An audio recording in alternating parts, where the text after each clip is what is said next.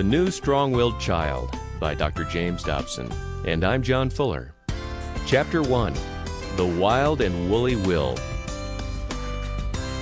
At one time, the Dobson household consisted of a mother and a father, a boy and a girl, one hamster, one parakeet, one lonely goldfish, and two hopelessly neurotic cats. We all lived together in relative harmony with a minimum of conflict and strife. But there was another member of our family who was less congenial and cooperative. He was a stubborn 12-pound dachshund named Sigmund Freud, Siggy, who honestly believed that he owned the place. All dachshunds tend to be independent, I'm told, but Siggy was a confirmed revolutionary. He was not vicious or mean, he just wanted to run things, and the two of us engaged in a power struggle throughout his lifetime. Siggy was not only stubborn, but he wouldn't pull his own weight in the family. He wouldn't bring in the newspaper on cold mornings. He refused to chase a ball for the children. He didn't keep the gophers out of the garden, and he didn't do any of the usual tricks that most cultured dogs perform. Alas, Siggy refused to engage in any of the self-improvement programs that I initiated on his behalf. He was content just to trot through life, watering and sniffing and barking at everything that moved.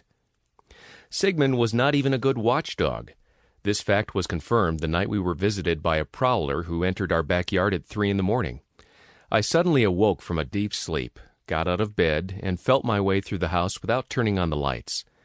I knew someone was on the patio, and Siggy knew it too because the coward was crouched behind me. After listening to the thumping of my heart for a few minutes, I reached out to take hold of the rear doorknob. At that moment, the backyard gate quietly opened and closed. Someone had been standing 3 feet from me, and that someone was now tinkering in my garage. Siggy and I held a little conversation in the darkness and decided that he should be the one to investigate the disturbance. I opened the back door and ordered my dog to attack, but Siggy had just had one. He stood there throbbing and shaking so badly that I couldn't even push him out of the back door. In the noise and confusion that ensued, the intruder escaped, which pleased both dog and man. Now, please don't misunderstand me. Siggy was a member of our family, and we loved him dearly. And despite his anarchistic nature, I did finally teach him to obey a few simple commands. However, we had some classic battles before he reluctantly yielded to my authority. The greatest confrontation occurred when I had been in Miami for a 3-day conference. I returned to observe that Siggy had become boss of the house while I was gone. But I didn't realize until later that evening just how strongly he felt about his new position as captain. At 11 o'clock that night, I told Siggy to go get into his bed, which was a permanent enclosure in the family room. For 6 years, I'd given him that order at the end of each day, and for 6 years, Siggy had obeyed. On that occasion, however, he had refused to budge. He was in the bathroom, seated comfortably on the furry lid of the toilet seat.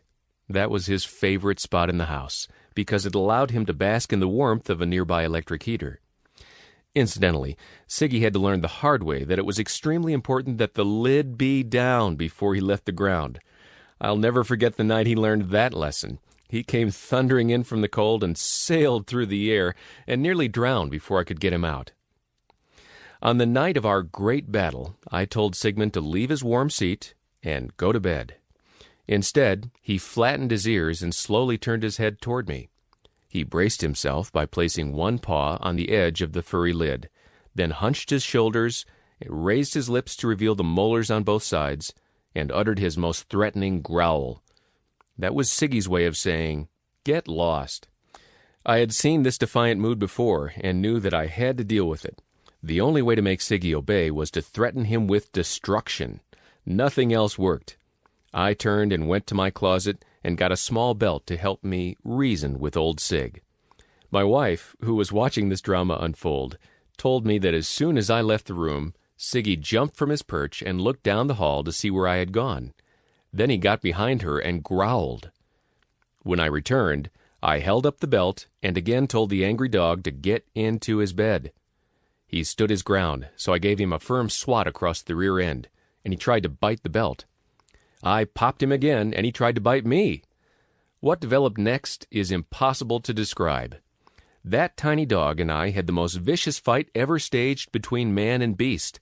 I fought him up one wall and down the other. I am still embarrassed by the memory of the entire scene. Inch by inch, I moved him toward the family room and his bed. As a final desperate maneuver, Siggy jumped up on the couch and backed into the corner for one last snarling stand. I eventually got him into his bed, but only because I outweighed him 200-12. The following night, I expected another siege of combat at Siggy's bedtime. To my surprise, however, he accepted my command without debate or complaint and simply trotted toward the family room in perfect submission.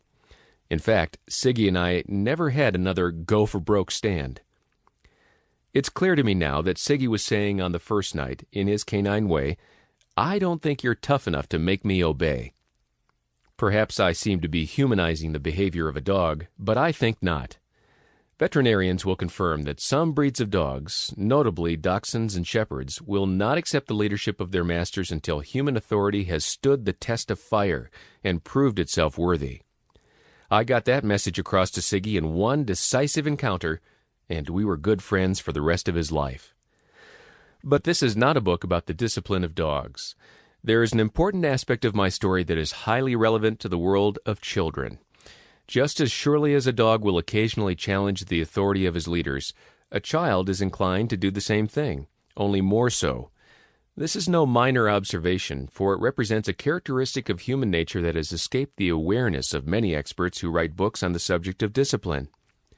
When I wrote 25 years ago, there was hardly a text for parents or teachers that adequately acknowledged the struggle, the confrontation of wills that strong-willed children seem to love. For them, adult leadership is rarely accepted unchallenged.